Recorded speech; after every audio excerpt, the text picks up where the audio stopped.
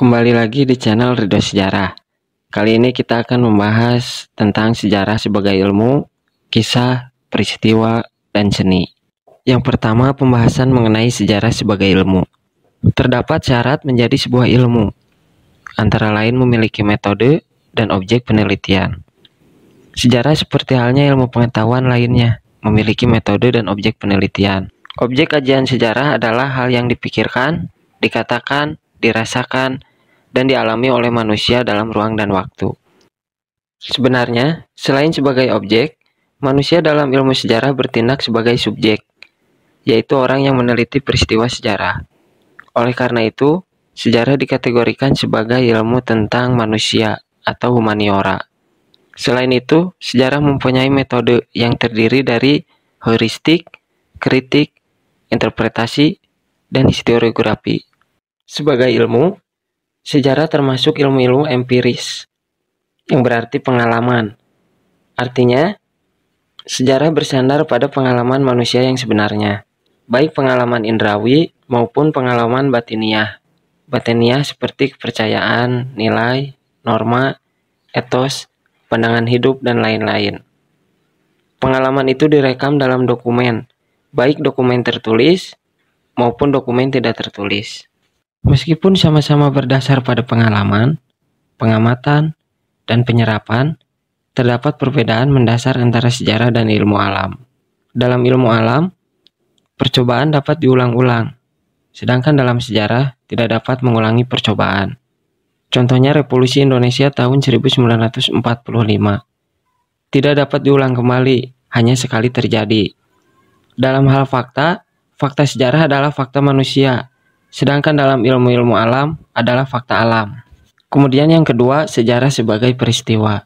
Sejarah sebagai suatu peristiwa memiliki sifat objektif dan unik. Objektif artinya sejarah sebagaimana terjadi. Adapun unik, artinya peristiwa sejarah hanya terjadi satu kali, tidak terulang lagi. Namun kemiripan pola peristiwa mungkin saja dapat terjadi. Contohnya pada pergantian rejim demokrasi terpimpin ke Orde Baru, serta dari Orde Baru ke Reformasi. Keduanya sama-sama tumbang, salah satunya karena kekuatan mahasiswa. Peristiwa yang telah terjadi di masa lampau dapat dikatakan sebagai peristiwa sejarah jika memiliki syarat-syarat tertentu, yaitu sebagai berikut.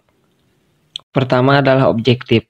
Peristiwa masa lalu harus didukung oleh fakta sejarah yang dapat menunjukkan bahwa suatu peristiwa itu benar-benar terjadi, bukan peristiwa rekaan atau hasil imajinasi.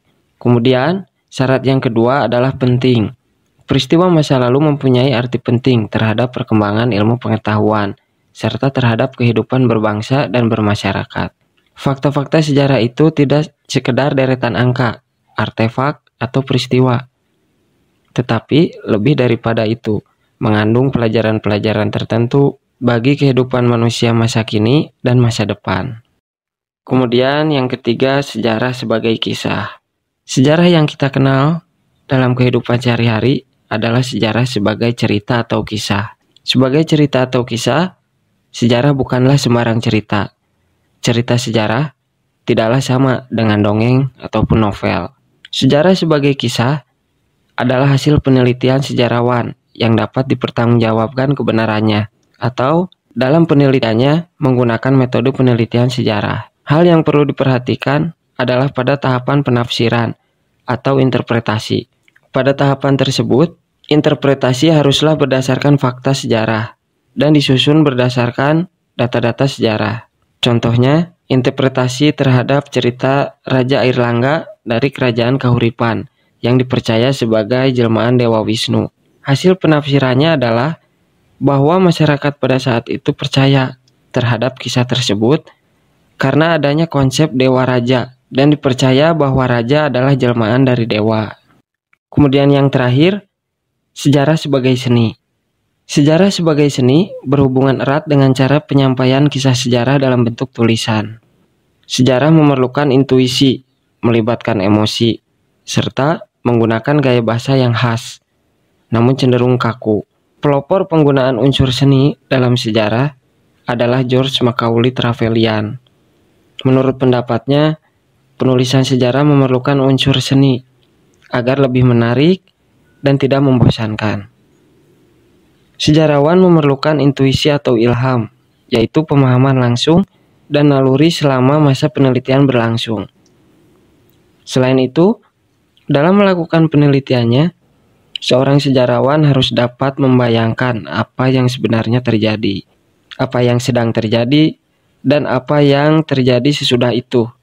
Selain itu, sejarawan harus dapat terlibat secara emosional agar mampu memahami perasaan dari subjek penelitiannya.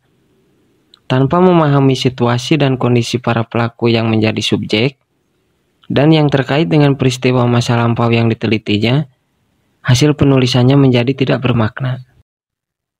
Tadi merupakan inti dari penjelasan sejarah sebagai ilmu, kisah, peristiwa, dan seni. Terima kasih sudah menyaksikan. Wassalamualaikum warahmatullahi wabarakatuh.